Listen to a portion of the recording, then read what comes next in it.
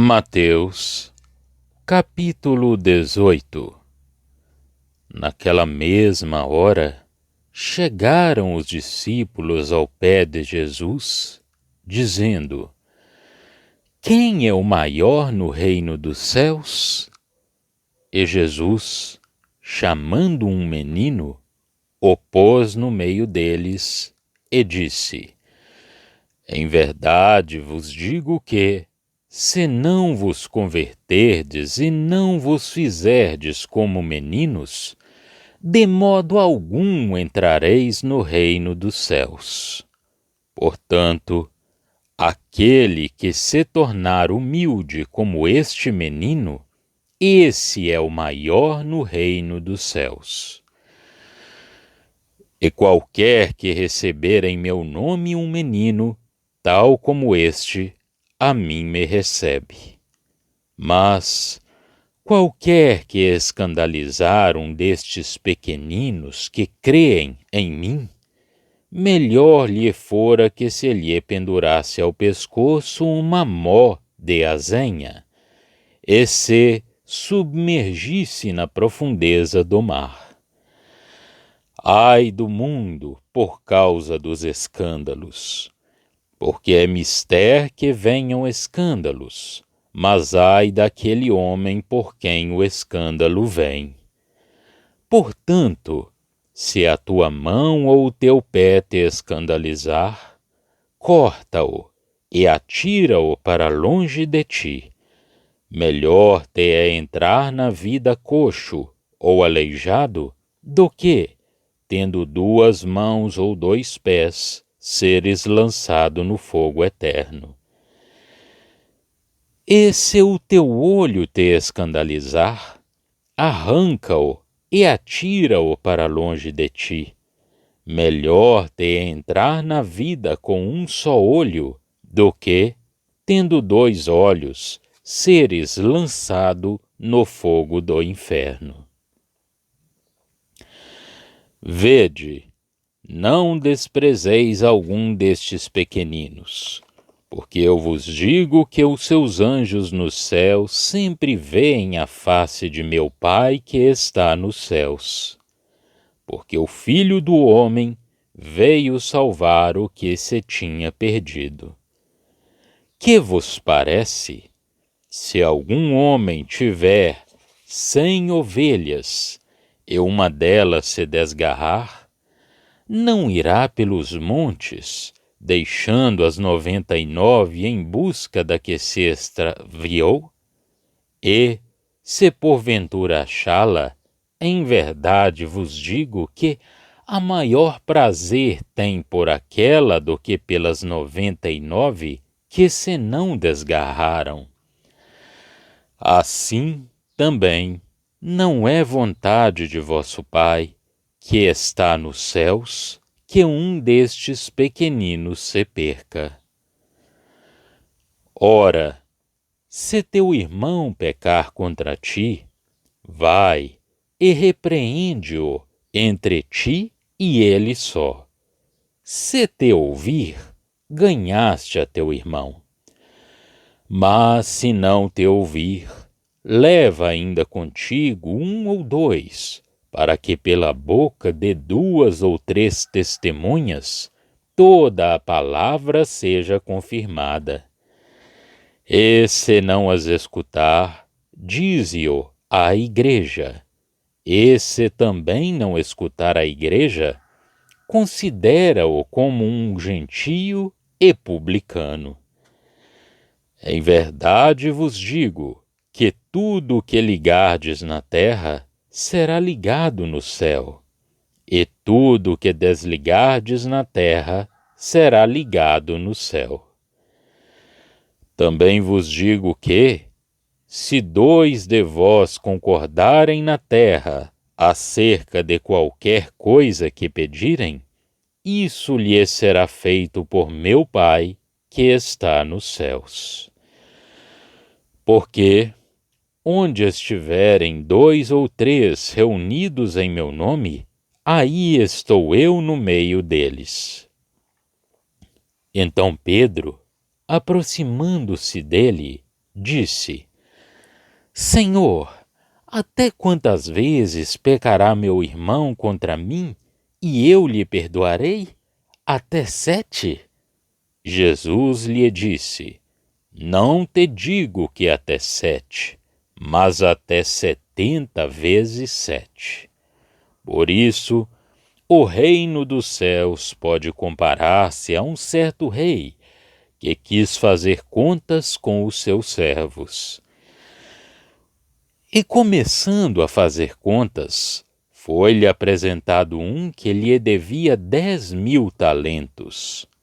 E não tendo ele com que pagar, o seu senhor mandou que ele e sua mulher e seus filhos fossem vendidos, com tudo quanto tinha, para que a dívida se lhe pagasse. Então aquele servo, prostrando-se, o reverenciava, dizendo: Senhor, sê generoso para comigo, e tudo te pagarei. Então o senhor daquele servo, movido de íntima compaixão, soltou-o e perdoou-lhe a dívida. Saindo, porém, aquele servo, encontrou um dos seus conservos que lhe devia 100 dinheiros, e lançando mão dele, sufocava-o, dizendo: Paga-me o que me deves. Então o seu companheiro, prostrando-se a seus pés, rogava-lhe, dizendo: Sê generoso para comigo, e tudo te pagarei. Ele, porém, não quis. Antes foi encerrá-lo na prisão até que pagasse a dívida. Vendo, pois, os seus conservos o que acontecia, contristaram-se muito e foram declarar ao seu senhor tudo o que se passara. Então o seu senhor, chamando-o à sua presença, disse-lhe: Servo malvado, perdoei-te toda aquela dívida porque me suplicaste. Não devias tu igualmente ter compaixão do teu companheiro, como eu também tive misericórdia de ti? E indignado, o seu senhor o entregou aos atormentadores, até que pagasse tudo o que devia. Assim vos fará também meu Pai Celestial, se do coração não perdoardes, cada um a seu irmão as suas ofensas. Mateus, capítulo 18.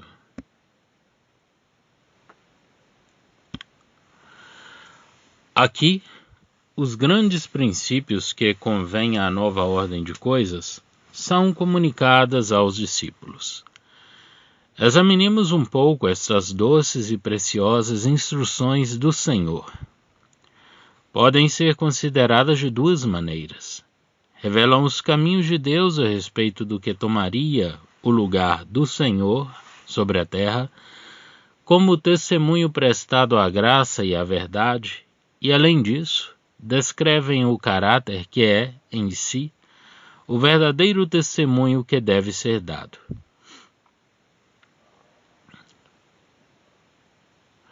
Este capítulo pressupõe Cristo rejeitado e ausente, e a glória do capítulo 17 como futura. Passa em claro o capítulo 17 para se ligar com o capítulo 16, exceto os versos finais do capítulo 17, que dão um testemunho prático da abdicação que Cristo fez dos seus verdadeiros direitos até que Deus os faça valer. O Senhor fala dos dois assuntos incluídos no capítulo 16, o reino e a igreja. O que conviria ao reino seria a simplicidade de uma criança que não sabe fazer valer os seus direitos perante um mundo que não lhe presta atenção ao espírito de dependência e de humildade. Os habitantes desse reino têm de se tornar como meninos. Na ausência do Senhor rejeitado, era este o espírito que convinha aos que o seguem. Todo aquele que receber um menino em nome de Jesus, recebe-o a ele mesmo. Por outro lado, todo aquele que puser uma pedra de tropeço no caminho de um desses pequeninos que creem em Jesus, será submetido a um terrível julgamento. Desgraçadamente é mesmo isto que o mundo faz, mas ai do mundo por causa disso. Aqui o Senhor distingue um pequenino que crê. Nos outros versos fala de um menino, fazendo do seu caráter como tal o modelo do cristão no mundo. Quanto aos discípulos, se aquilo que eles mais estimavam se convertesse num ardil para eles, deviam arrancá-lo e destruí-lo. Deviam ter, agindo em graça, o máximo cuidado para não serem um tropeço para aquele que cria em Cristo e usar da mais implacável severidade quanto a si mesmos, em tudo o que para eles representasse a ocasião de queda.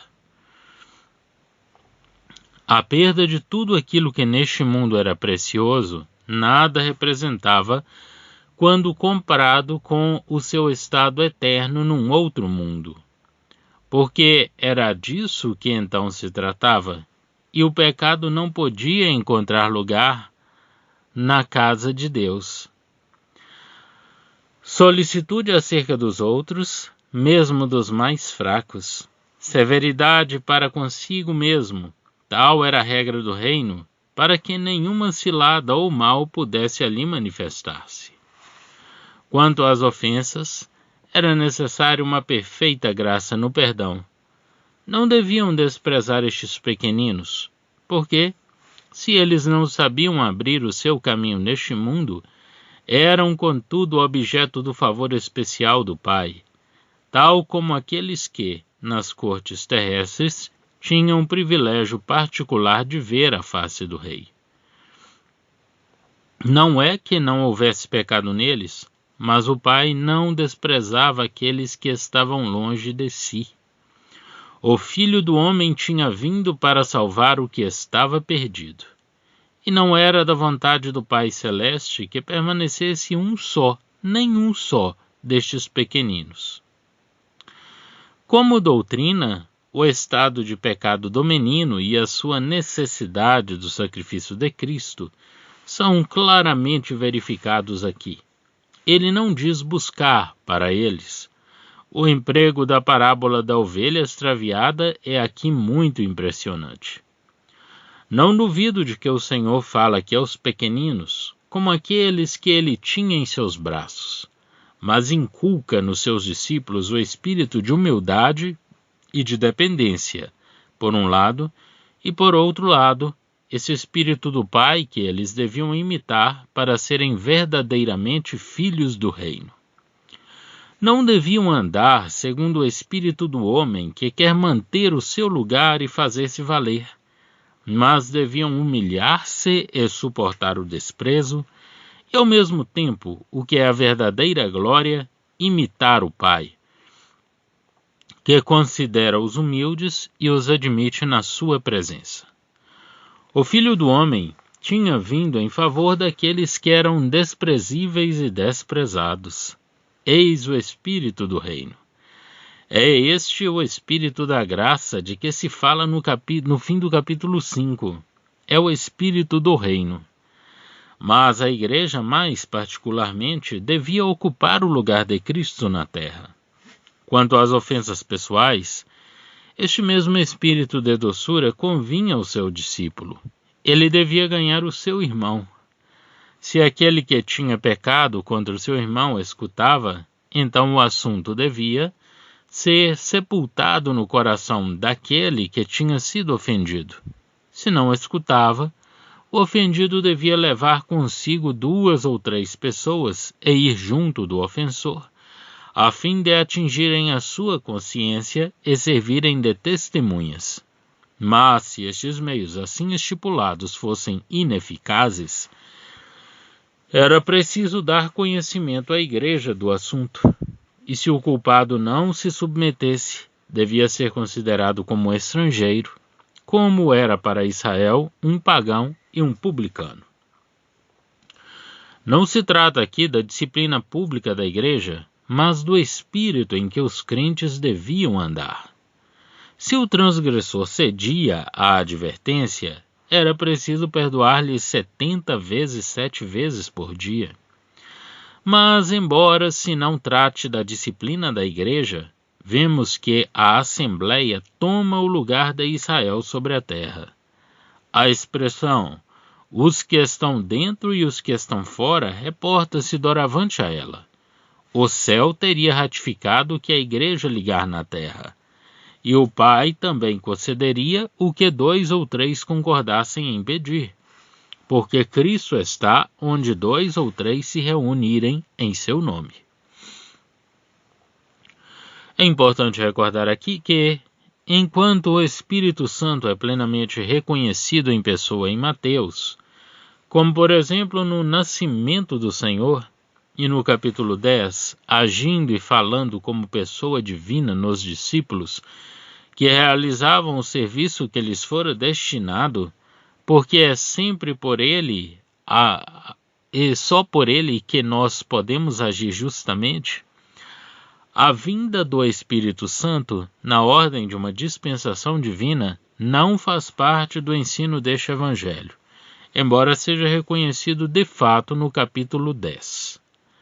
A presença de Cristo em Mateus, visível como homem, termina com a sua ressurreição. O remanescente judeu é enviado da Galileia para o mundo como um corpo aceite, para evangelizar os gentios, e Jesus declara que estará com eles até a consumação do século. Assim, aqui encontrar-se no meio de 2 ou 3 reunidos em seu nome. A igreja aqui não é o corpo constituído pelo batismo do Espírito Santo sobre a terra. Mas se 2 ou 3 estão reunidos em seu nome, Cristo está no meio deles. Ora, eu não duvido de que todo o bem da vida de cima e a palavra de vida vem do Espírito, mas isso é outra coisa. E a igreja aqui não é nem o corpo, nem a casa, em virtude da descida do Espírito Santo. Este ensinamento e essa revelação eram posteriores, e felizmente continuam verdadeiros. Mas aqui temos Cristo no meio daqueles que estão reunidos em seu nome. Mesmo no capítulo 16, é ele que edifica, mas isso é outra coisa. Evidentemente que é espiritualmente que ele está presente. Assim, quer para as decisões a tomar, quer para as orações, eles eram como Cristo na terra, porque o próprio Cristo estava ali com eles. Que solene verdade! Favor imenso concedido a 2 ou 3, quando verdadeiramente reunidos em seu nome. Mas este é um assunto de profunda consternação, quando existe apenas a pretensão à unidade, mas sem a menor realidade. É deveras impressionante ver aqui que a única sucessão na função de ligar e desligar que o céu sanciona é a dos 2 ou 3 reunidos em nome de Cristo. Um outro elemento próprio do caráter do reino, que tinha sido manifestado em Deus e em Cristo, é a graça que perdoa. Também nisto os filhos do reino devem ser os imitadores de Deus e perdoar sempre. Mas isso refere-se somente a ofensas pessoais e não à disciplina pública. Devemos perdoar até o fim, ou antes, não encontrar limites para essa ação, do mesmo modo que Deus tudo nos perdoou. Ao mesmo tempo que isto, creio que as dispensações de Deus para com os judeus são aqui descritas. Eles não só tinham violado a lei, mas tinham também morto o Filho de Deus. Cristo intercedeu por eles, dizendo: Pai, perdoa-lhes porque não sabem o que fazem. E em resposta a esta oração, um perdão provisório foi anunciado pelo Espírito Santo pela boca de Pedro, Atos 3. Mas esta graça foi também rejeitada quando se tratava de fazer graça aos gentios que, sem dúvida, lhes deviam 100 dinheiros, não queriam ouvir falar disso e foram entregues ao castigo, até que o Eterno pudesse dizer: já recebeu em dobro por todos os seus pecados. Numa palavra, o espírito do reino não consiste em poder exterior, mas em humildade, e neste estado está-se perto do Pai, e então é fácil ser-se doce e humilde neste mundo. Aquele que tiver sentido o favor de Deus não procurará ser grande sobre a terra. Está imbuído do Espírito da graça, acarinha os humildes, perdoa aqueles que lhe têm feito mal, está junto de Deus e parece-se com ele nos seus caminhos. Este ato de entregar ao castigo e a revelação formal da posição celeste intermediária em relação com o Filho do Homem na glória encontram-se em Atos 1, quando Estevão relata a história do povo judeu, desde Abraão, o primeiro chamado como fundamento da promessa, até aquele momento. O mesmo Espírito da graça que reina quer na Igreja, quer nos seus membros. Somente a Igreja representa Cristo sobre a terra, e é a ela que se referem essas regras fundadas sobre a aceitação de um povo como pertencendo a Deus. 2 ou 3 realmente reunidos em nome de Jesus atuam com a sua autoridade e gozam dos seus privilégios junto do Pai, porque o próprio Jesus está ali, no meio deles. Já estão disponíveis para leitura os comentários do Novo Testamento e do Antigo Testamento de João Nelson Darby. Estão nos formatos de livro, e-book, também aplicativo para o celular Android. Visite o nosso site www.palavrasdoevangelho.com.